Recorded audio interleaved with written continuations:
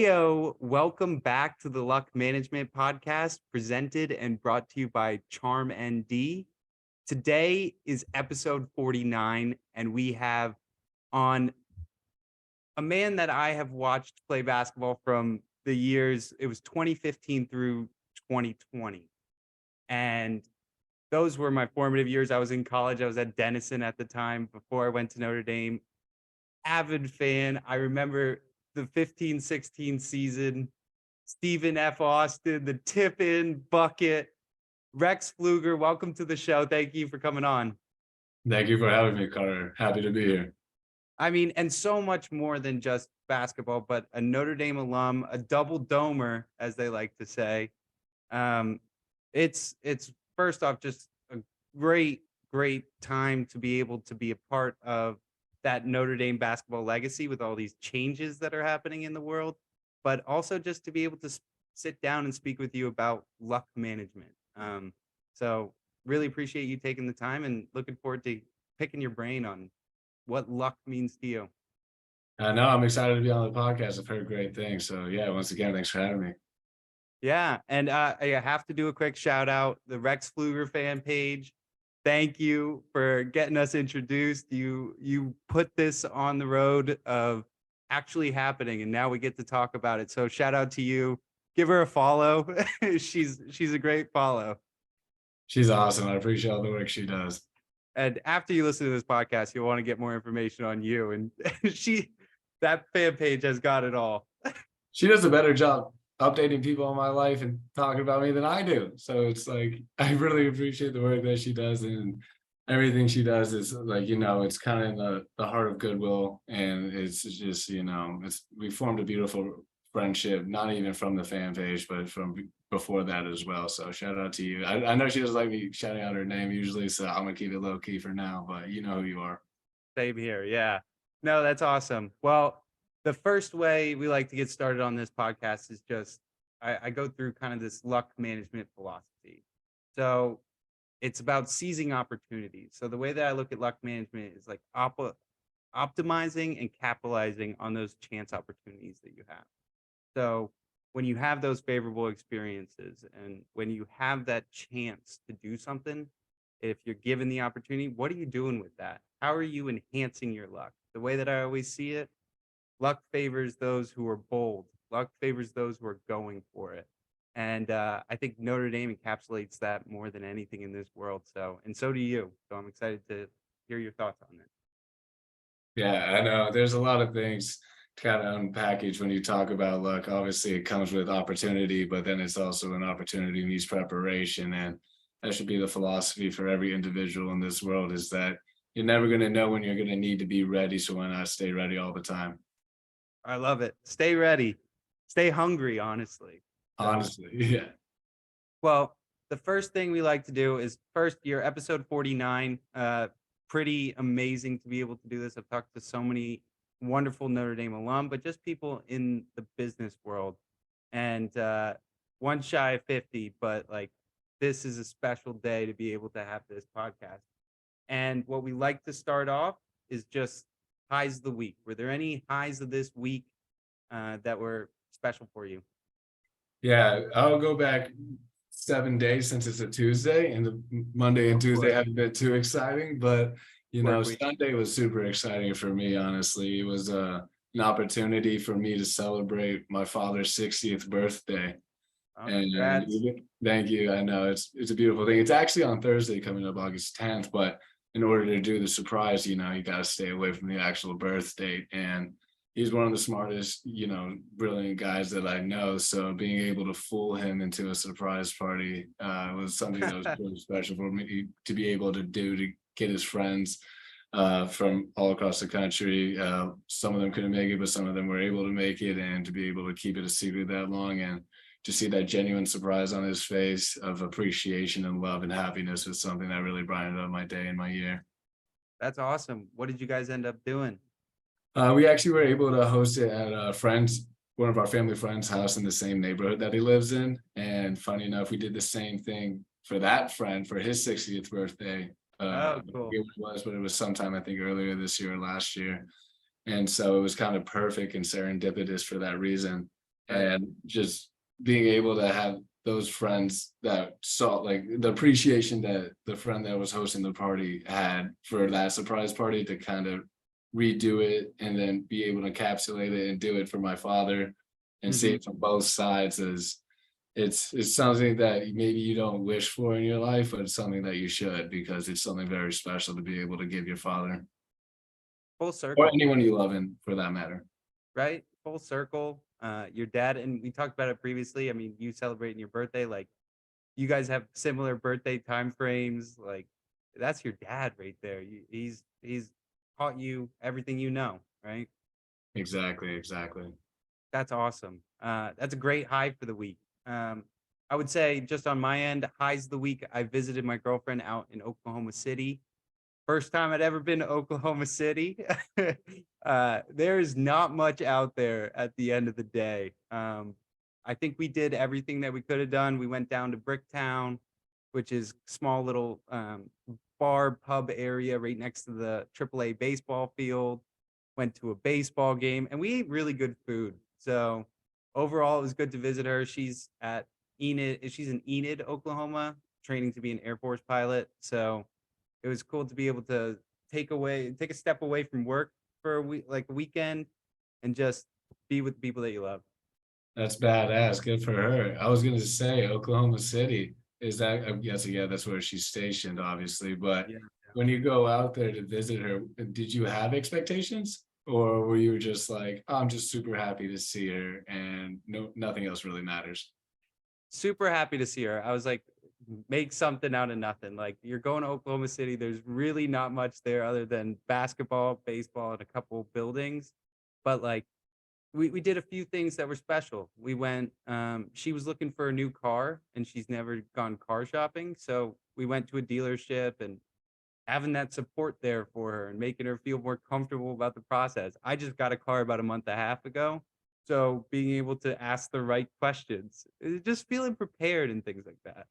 Um, That's an amazing thing to have someone with you going through too, because it can be very scary when you're gonna go look into whether it's a purchase or a lease. You still gotta right. understand circumstance. You gotta understand, like you said, the right questions to ask. And being able to have someone that you love and trust to be by your side is definitely, I know that it was super sentimental for her. 100%. And then just good food. We're foodies. We went to a few different places, walked around a few art galleries, and it's just the time that you spend. It's like it makes everything else a little bit more worthwhile. That's awesome, man. I'm happy for you. Cool. Well, next up, just into that, the highs of the week, was there anything that you learned this week that kind of pushed you? It could be fun fact, could be anything, something that was new to you this week. And I can start if you want to think on it for a second. I was gonna say, I don't know if I learned anything necessarily new, but I think reinforcement in ideas, definitely where it's even though it was my birthday on Friday, it like reinforcing the idea that I have that it's always you almost get more happiness from making other people happy. And you sometimes forget that when you don't have other people doing certain things, maybe for you that you're maybe wishing that they do, or maybe you're going through a tough time in your life, whether it's personally or work related in that aspect. But even though it was my birthday, it wasn't the weekend wasn't necessarily all about me in that Yeah. sense, where usually you think that's what it should be for your birthday. But I really got the greatest amount of joy from doing that for my father was, one of those ideas that I'm very happy got reinforced. And it's something that you got to continuously try to push, positive ideas in your life because being positive is a lot harder than being negative, man. It's a lot easier to kind of put your head down and say, oh, I'm not going to try or do this. This is hard. I don't understand how to do this. But once you're able to kind of reinforce those ideas, the real world actually transpire and work out for the better, it makes you feel better all around. I couldn't agree more. I mean, the happiest times in my life is when I had nothing and I was still giving to those around me. I've lived in high-rise apartments. I've lived having everything that I want, but the most joy and enjoyment I find is being able to fulfill that servant leadership role, like being able to give back, to provide for people, find that connection that helps people feel like they have a better say in that world. So I 100% agree with you right there. How about yourself? What did you learn? Something new or reinforced? Mine was going to be a funny one. So Give me something Scotland, funny. Scotland named the unicorn their official mascot of the country. So I learned that this week. I don't know. They do some crazy things up there with their kilts and everything. But I No, thought I don't worry. It's bad, but I already knew that. I'm British too. My mother was English, so I know a little bit about the UK over there. And honestly, a unicorn, well, however you look at it, it's still kind of badass. It's a horse with a long horn on there. You don't want to mess with that, real or not. right. Hey, they were drinking too much scotch at that time that they came up with it. Oh, without a doubt, without a doubt. So no, that's funny though. I mean, going from wide spectrums right there. That kind of leads us into our next thing. And you spoke about your dad, but if there was anybody this week that you outside of your father that you wanted to shout out, just somebody, give him some recognition or her some recognition. I'll shout out a good friend of mine from Notre Dame, actually. His name's Oh, Raphael go ahead. Jaffrey. And he flew out here. He's actually at an AI conference right now in Las Vegas, but he decided to have his company book a flight to Southern California the weekend before the conference in order to come out here, come out to where I live and celebrate my birthday with me. Nice. And that gesture alone, whether we had an amazing time, obviously hanging out together, but just the gesture alone was something that was super special. So shout out to you, Roth. It's that Notre Dame. It's not a 4-year decision. It's 40 years, right? You're getting it for your whole life. And the friends that you make there, just time and time again, you know that they're quality people that care about you. I see that. Exactly. That was one of the probably the biggest reason why I chose Notre Dame. Obviously, the athletics and the academics aspect of the school is highly valuable, but then really what was the determining factor for me for choosing Notre Dame was because of the people that I met during my visit. Just seeing how everyone in the community really stepped up to make you feel like you're at home, and you could really tell that it's genuine. Yeah, not just doing it because you're there on a recruiting visit and they want you to come to their school. It's more so, let me show you and present the way that we are, because this is how we are all the time. And then you get to make the decision whether or not this is something that you want to be a part of. It's never forceful coming from the Notre Dame South Bend community. It's always open arms and welcoming vibes when you go to there. So hopefully I'm going to get back out there for the Ohio State Notre Dame game this year as well, because I want to get back for a football game at least once a year. That's going to be a wild time. Irish wear green too, those jerseys and everything. Ooh, I'm excited, man. Come on. Show me the jerseys. Love it.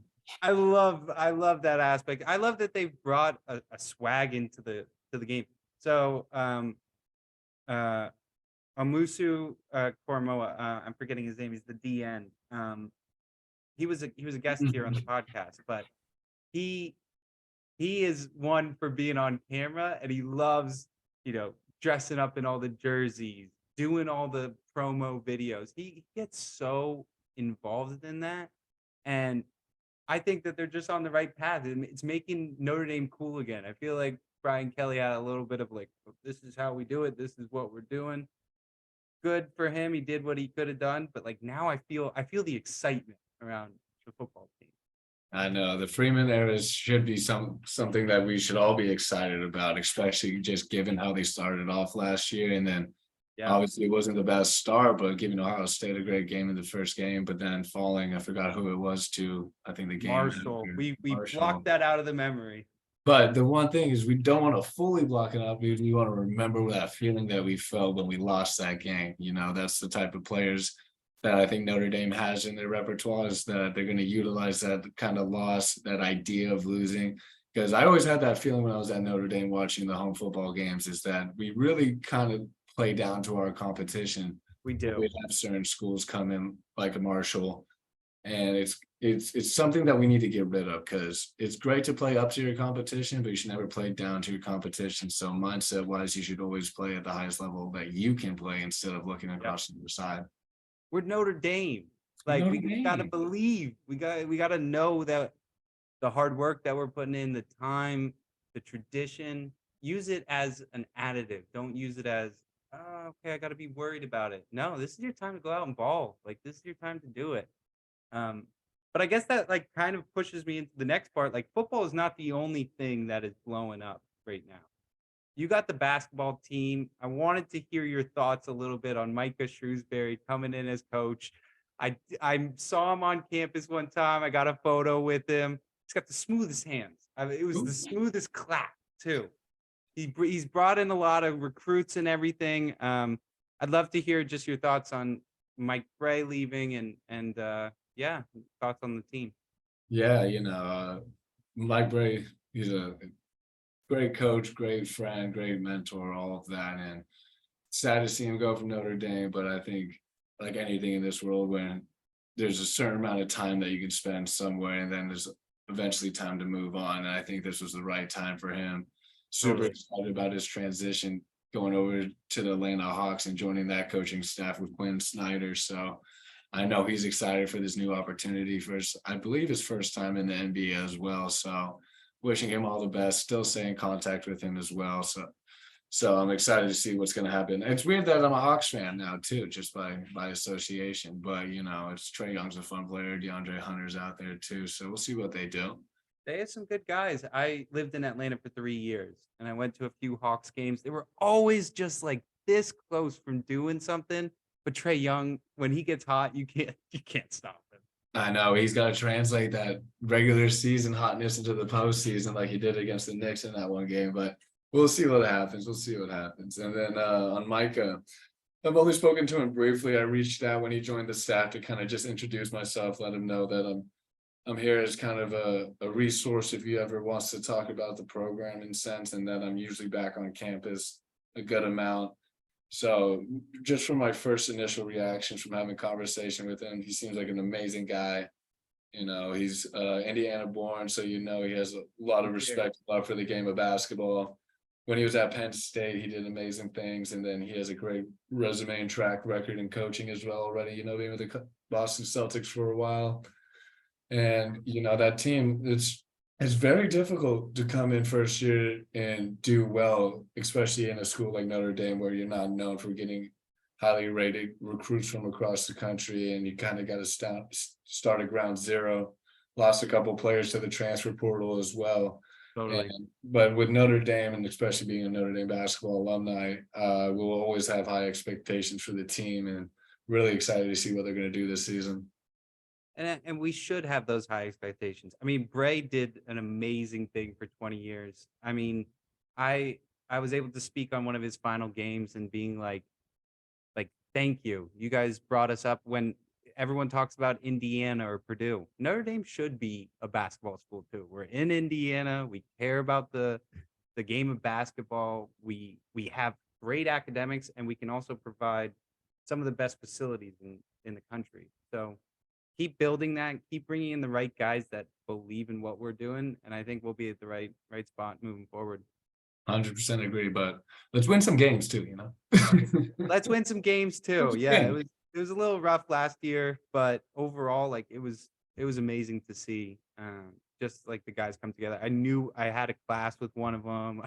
I was just like, oh, cool. Like every time you think you're just watching them on TV, no, like they're the day-to-day. They have to grind and do well on that test as well. So exactly. I know they don't give a lot of benefits to Notre Dame student athletes, so which is a good thing too. I think the students should be challenged both on their athletic playing scape, whether it's basketball, football, whatever it is, field hockey, soccer, fencing. You still need to be able to do your work off the field as well, because I think that's going to be the biggest translator into the real world, being able to balance the timing aspects of being a D1 athlete along with going to one of the more rigorous schools, academically speaking, in the country. I know some people just don't understand it. It's the Notre Dame way. It's the Notre Dame way. Well, that's really good insight. I'm excited. We'll see some wins this year. I'll be chatting you when we get a good game here and there. But why don't we just move into this managing expectations? So these are kind of the meat questions that I love to ask, and I've changed them up in the past. Ayo, this episode is sponsored and brought to you by CharmND. CharmND specializes in creating unique and authentic sterling silver vials and real items from around the Notre Dame campus. Each charm is carefully handmade and contains a little piece of the Fighting Irish spirit. Vials filled with dirt from the iconic main quad, pellets from the hollowed ground of the Notre Dame football stadium, wood shavings from the seats of the stadium, 24-karat golds from the Notre Dame football helmets, water from the serene St. Joseph's Lake, candle wax from the peaceful grotto, water from the Notre Dame reflecting pond, and holy water for added blessings. Charms are priced at between $20 and $30 and can be customized to your needs as a necklace or a lucky charm. Check us out at charm_ND at Instagram. Our charms are a perfect gift for any Notre Dame fan or alum. So go CharmND and go Irish. Now let's get back to the show. Few episodes just because I want to really get into a few things. But the first one is, can you tell me a little bit about your upbringing and how it's led into your career at this moment? Yeah, that's a fully loaded question, but I like it a lot. I'll try to be concise with my answer. I'll say my upbringing, Go. No worries. my upbringing was, I wouldn't change it for anything in the world. I had two of the best parents in the world that worked together as a team. One being my father, who is more so, you got to be tough on them, make sure that they're getting straight A's, make sure that they're academically and athletically succeeding in every aspect that they're doing. And if they're not doing it, they're doing something wrong. But then I had the beautiful soul of my mother in the sense of being able to push me emotionally, but also to be the best type of person that I can be day in and day out, while still trying to strive for greatness on both aspects of sports and schoolwork. And the way that they taught me is that no matter what you do, make sure you put your heart and soul into it, that you can look back at the end of the day and know that there's nothing else that you could have done. And if there is a case where you didn't do what you believe was 110%, figure out the reasonings why you didn't do that, and then try to apply that into the next step of your life. And that really they gave me a lot of ability to think for myself and make decisions for myself, whether it was what basketball team I wanted to play for. I got to choose my university that I wanted to attend. Obviously, my father was like, maybe I don't want you to go to certain schools, but he allowed me to choose from I would like to say, a large selection of schools. Slow nudge, right? Slow nudge. And I was just so grateful. I think it's one of the most important things in this world is having great role models. And if you're able to have great role models as parents, that's the most amazing gift that any human being in this world can give to another person, not just financially, but emotionally, and pushing them to be a great human in this world, not only to themselves and internally within the family, but to outside and everyone else around you in this world. 100%. I mean, there's a level that when I was younger, you look at your parents as they know everything in this world and that they know how to get you from point A to point B. But as you get older and you start realizing they're just like working as hard as they can to like do the best for you. It's so selfless, and the teamwork that they have. My parents are the same sort of way. They've been able to counteract each other while also meld together to create a family and heart that I know that I can move forward with even when they're gone in the future. So I'm so appreciative of that. That's cool you've been able to see that they're there to support you on the academic side. They're there to support you on the career side and just the type of person you want to be. You need that upbringing. 100% agree, and I'm very thankful, love them both very much. Well, speaking of that upbringing and classifying who you've become, how would you describe yourself in 5 words? It can be a sentence. It could be just some things that come out to you as like, oh, okay. I don't know if I could do it in 5 words. I would have to probably write it down, but if I can give you a quote, which is one of my favorite quotes that I created when I was younger, I actually have it tattooed on my back, and it goes like this. It's I'm not your perfection, nor am I mine. Still, I will strive for perfection every day, which is in the mindset. There's a lot to unpack in that sentence. Yeah. But it basically talks about you need to have the hunger to be able to strive for greatness. but you also have to be humble and have the humility to be able to understand that you'll never be perfect. But Yep. even with those factors of knowing that you want to be the best, but knowing that you're actually not going to be the best, that you still persevere through all of that, and whatever challenges are thrown at you in your life, you'll still strive to be the best that you can be. You came up with that quote? Yeah, funny enough, when I was like in middle school, I don't know. I was a You're young little destined for philosopher. greatness. I was a little philosophizer, and I still think I am. I like Me to say it too. anyways. Me too. I was reading My Side of the Mountain and being like Emerson, Thoreau, all that stuff.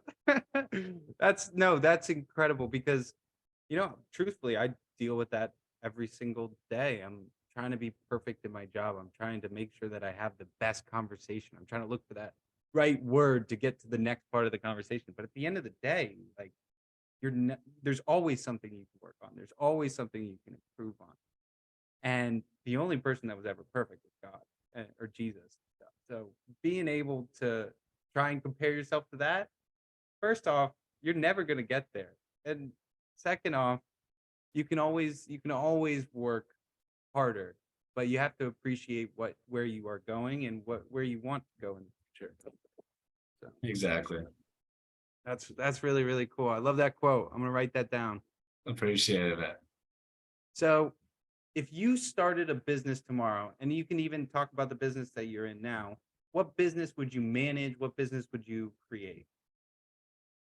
That's difficult. I think still trying to figure that out at the moment, but currently I would say just because I'm involved in it right now with my current occupation, investments is definitely something intriguing, but I'm also someone that loves philanthropy, and in that sense, where I want to build, obviously you need massive wealth to be able to do it on a massive scale, but that doesn't mean you don't have to start, or you doesn't mean you can't start right now.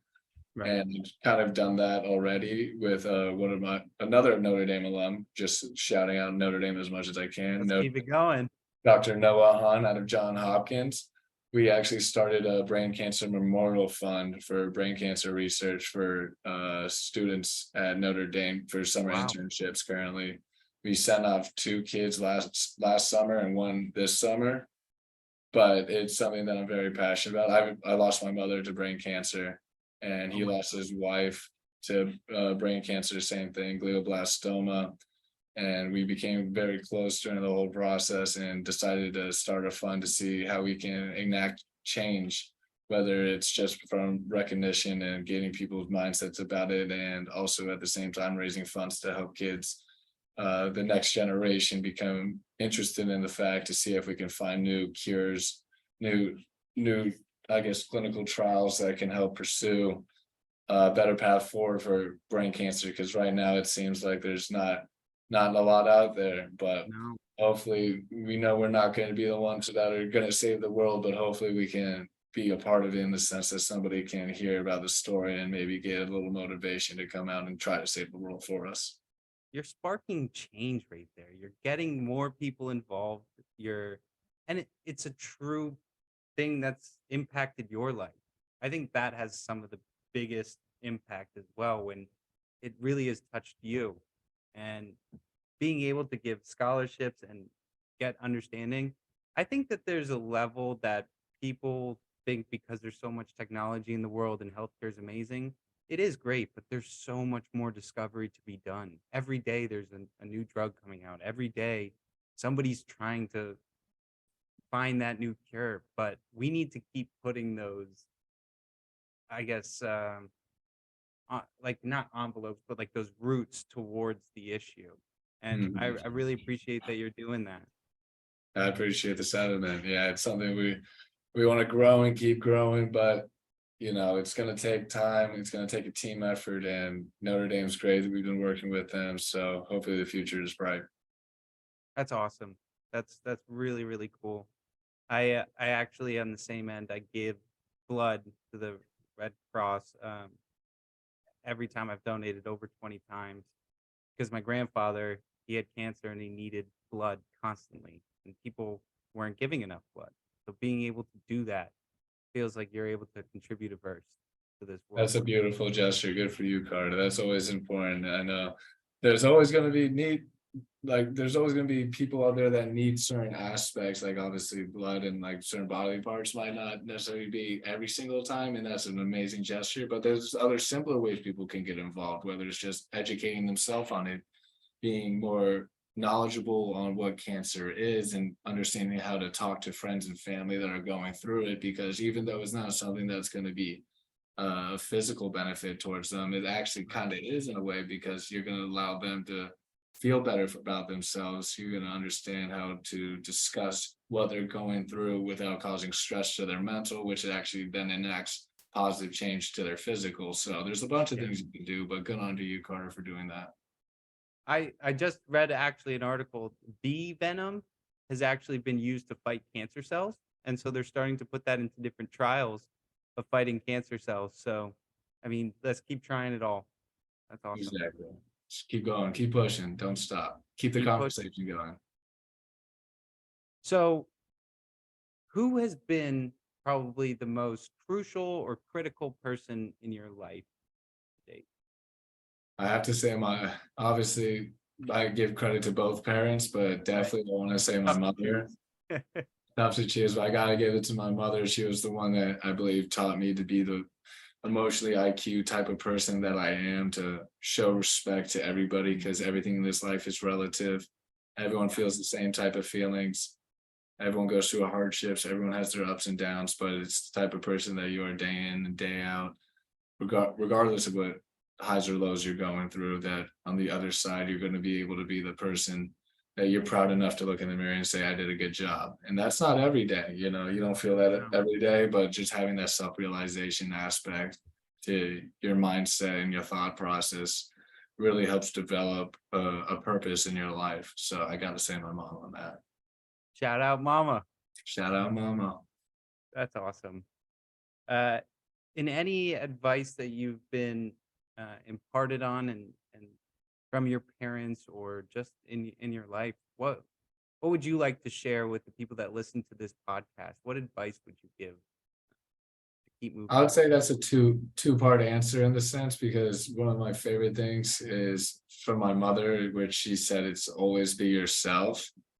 Because like, I'll give you a quick story. It's something so subtle and so simple yet so powerful. Was fashion when you're a young kid, especially I went to private school my whole life, private Catholic school. So I was wearing uniforms my entire life. I didn't really know much about fashion. As you can tell, I wear a white t-shirt. I'm not that big.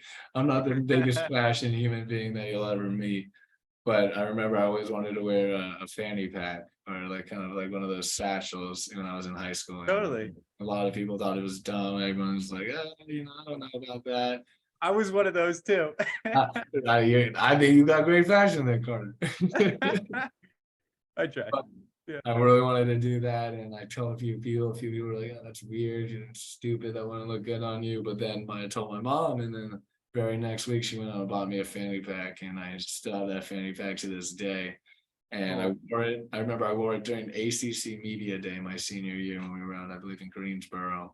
And I remember I was just like the talk of the place, just like, oh my God, Pflueger decided to wear a fanny pack. It's just like, wait, it kind of looks good, but it's like, why is he wearing that here? What's going on? And it was actually got a lot of positive reinforcement from it. So having my mom kind of push me to do that, teaching me about myself, to be who I am, and believing and trusting myself that what I'm going to do, as long as I do it confidently. That's the second part. It's not only be yourself, but do it confidently. And what does confidently mean? It means doing it because you believe it's the right thing to do. As silly as it is to wear a fanny pack, but I believe it was the right thing to do because I know it wasn't going to harm anybody. I know it was going to be something that I'm making my decision about. It's an expression of who I am as a person, and that I got to do it wholeheartedly or not do it at all. So it's like those are the two parts: be yourself and make sure you do it with confidence, and make sure you're doing it because you believe in it and not because someone else told you to do it. That's a huge part of just growing up. I think you and I at the same sort of age seeing that too, is that there is expectation. There are these levels that you want to meet on your own. But if you can't be true to yourself, I don't think you're going to be able to show that in your work, in the relationships that you have, in the passions that you move forward. You need to stick true to that because at the end of the day, People leave, they come in and out of your life, or you're going to be ending up at the end of your life. Are you saying, did you do what was true to you? 100%. As simply put, too, just do you, boo boo. Just do you. Another quote. We're gonna have to clip that. I know. Rex Pflueger fan page is gonna have that. Do You you? gotta clip that. All right. Well, even more so. You kind of spoke on that. But like, I guess I can move into the next one, and these are a little bit more lighthearted, on the side of our podcast. If you could have dinner with anyone, who's at your table? If I get dinner with anyone, are you talking about dead or alive?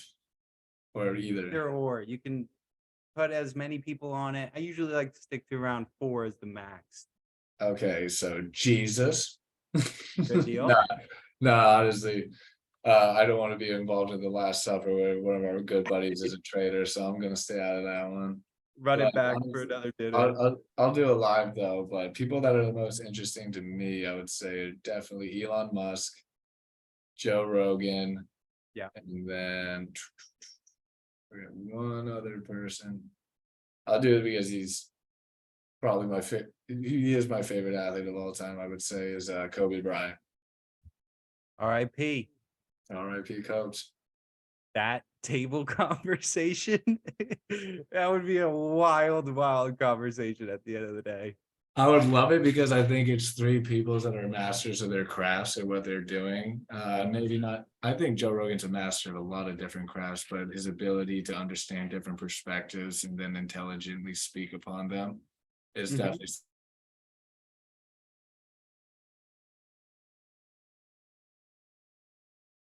But then just hearing Elon Musk going through his he took, and then of course Kobe, most people know Kobe's story.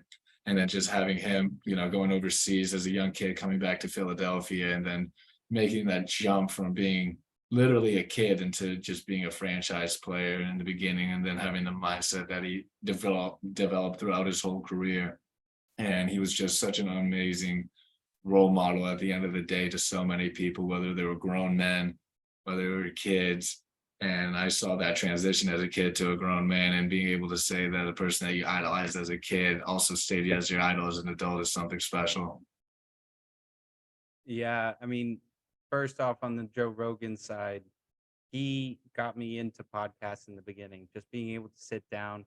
And I love his free form because at one point I do have some set questions that I like to ask, but at the end of the day, like, I just want to talk to you. I want to pick your brain on things, and everybody has something to share, and he allows anybody to come on and just talk. You don't get that anymore. Everything's censored or put to a certain, it needs to be within this dialogue or no one's going to listen. No, he gives you the opportunity to do so. And then 100% agree. and then on Kobe, I mean, I think everybody, it's one of those, where were you in history when he passed away? And he started COVID. I feel like after that, everybody was like, Feels like no, it. the world is over. At the same damn time. We're like, oh, okay, now this is serious. Now we have a huge issue going on. And then in terms of Elon, he is somebody that thinks for the future. Like, as much as I am always thinking of the past and thinking about what I did, you have to have those people that are pushing the envelope, trying to make a difference. And a lot of people think he's controversial, a lot of things like that, but like, you can't not have him sit in the room with him and just be able to pick his brain. I know, it's like, I think if anybody heard everybody talk about their opinions for a certain amount of years, you're gonna be controversial, regardless of who you are. Nobody's not controversial. It's all subjective in the end of the day, in the sense as well, where it's like one person might think you're controversial, another person thinks you're completely fine. So which is it? Is it because that one person said you were, or because one person wasn't? Maybe we're all controversial, and I think that's how it should be. We're all canceled. That's the freedom of free speech. Is that it allows you to allow other people to either disagree or agree with your perspective, but have respect within the conversation that you're having. Big fan of X. Big fan of X. Yes, sir.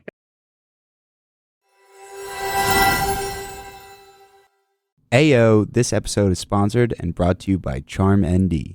CharmND specializes in creating unique and authentic sterling silver vials and real items from around the Notre Dame campus. Each charm is carefully handmade and contains a little piece of the Fighting Irish spirit. Check us out at charm_ND at Instagram. Our charms are a perfect gift for any Notre Dame fan or alum. So go CharmND and go Irish. Now let's get back to the show.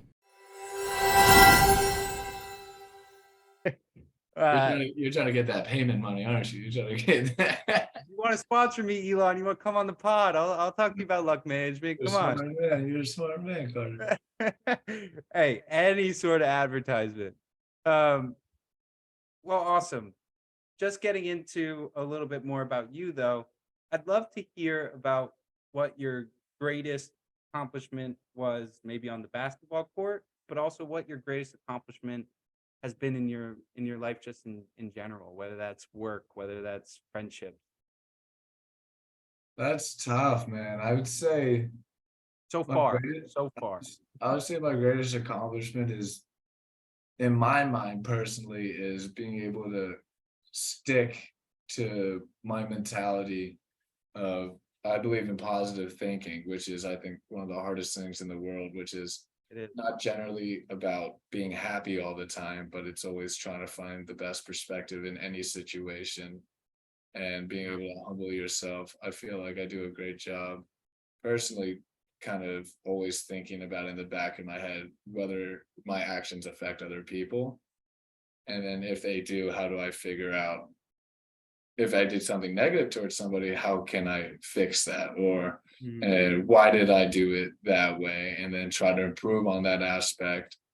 And then just trying to figure out each day, how can I make the world a better place, no matter how big nor small, but in every interaction that I have. So it's not a singular accomplishment that I believe is something that's my biggest, but I think is perpetual. It's a hard question to ask because, first off, you've lived a quarter of your life, hopefully, right? And so there's still so much to be seen, but it's a mentality. You don't want to just pin it to one thing, right? Because that doesn't give you opportunity to grow. That doesn't give you opportunity to become the best person that you can be. So I really appreciate that. But I'm gonna leave you. You're on the hook though for basketball. I want to hear about what your best basketball accomplishment. That's, I would say it was probably going 35-0 in high school. That's And winning insane. the national championship and state championship. I would say we won the mythical national championship that was presented to us by Max Preps, because we weren't able to play in the Dick's national championship tournament because some CIF California rules. But I would still say just being able to go, it was my first year at my new high school at Mater Dei, and going in there, and we really did it with like 7 or 8 guys with a small rotation, and we beat some big names throughout it. And that kind of a culmination to the end of the season. And then 35-0 is a lot better than 34-1. You could just ask those Patriots. Yep. So it's like being able to just end it and just say that it's done. It's forever that way. There's something basketball wise that I know I'll never forget. In terms of that, who was the best basketball player you played with? Played with or against? Both. I would say the best player I ever played against was Jason Tatum. Yeah. It was pretty obvious from day one when I played against him. I was just like, yeah, you're really freaking good, dude. You don't have a lot of holes in your game. I think I defended him pretty well, but it was still like guarding like a 6'9" Kobe and like 18 years old. I was like, what the hell is going on? You're gonna be This is rude. So rude. And then best player I played with, that's tough, man. I'm not gonna answer that question because I'm just gonna piss off a lot of people. Fair enough. I mean, there's been some Notre Dame grades, but I mean, you've been able to play throughout the California system. You've been able to travel. I mean, AAU basketball, like, that gets you all over the country. So, yeah, in terms of your playing days, can you talk a little bit just about that adversity that you felt from that knee injury? It was your senior year, I believe, or Yeah, my senior year I tore my ACL, and when I look back on it, I almost look back on it fondly in a sense, because it's stuff in life happens to you for a reason, but you just got to figure out the reason why in a positive direction. You can find the negative direction in it, or you can find the silver linings. And for me, I had a lot of silver linings because of that knee injury. My mom was actually diagnosed with brain cancer right before that knee injury. And Right. so I was able to go back and be home for an extended period of time over winter break. It's Whereas gotta work, otherwise, honestly. it was perfect. It was like, whereas otherwise I would have been still in my season and playing or making the decision whether to forego almost the rest of my senior year to go be back with my mom. But my mom was always a strong, determinate woman that wanted me to, play through it all. But because I tore my ACL, I had the opportunity to go home, which is just a beautiful thing. And then it's given me a lot of perspective outside of basketball since I've retired, being able to come home, spend more time with my family, and just be in the area that I grew up in and appreciate it for what it is and the people that help get me to the places I am today and be around all of it. You see a lot of things from entries that can lead people astray, but I feel like it actually put me on a path. Totally. If there's an episode I could recommend to you, there's a show called Midnight Gospel, and it's Oh, I've binged it 3 times. yeah, I mean, Yeah. great show. That last episode with his mom speaking about how she has her disease and the connection of, I'm not here. I may not be here, but I'll always be here with you. And I Mm. feel like you understand that. I got her EKG tatted on my wrist because of that exact reason. That's amazing. And yeah, everybody can look at some crazy moments of COVID, or they got into that fight or something happened, but like everything does really happen for a reason. And you're talking about this optimistic attitude. First off, like why have you always been that way? Has it just been a part of your life, or did you have to learn that? Are you continually evolving how you look at things? I feel like I learned that at a young age through my mother for that reason. And then it's developed on my own through thought, concentration, mindfulness, and all those, self activities that you can do by yourself and just asking questions internally. Why do I do this? Why did I do that? What's in what's motivating me to do this today? And then that consistency of doing that every single day. And that's what builds up the callus in your brain, that builds up the direction. Everything in this world, I believe, can be learned with consistency and Yeah. attention to detail. And even though I didn't realize it for the longest time, I was doing that for my positive thinking aspect of myself, was trying to do those simple practices that were honing in to who I am today as a human being and how I treat others. And also very important to treat yourself with a lot of respect, because if you can't treat yourself with respect, you're not going to treat anyone else with it. Preach, preach, honestly. My mom, she always used to write these quotes on our wall, or she'd put things into the bathroom when we wake up, positive affirmation. And the one quote she would always do is, "You are what you repeatedly do. Excellence, therefore, is not an act, but a habit." It's that building the mold. It's yeah, there we go. Bring it in. Shout out to moms again. That's amazing.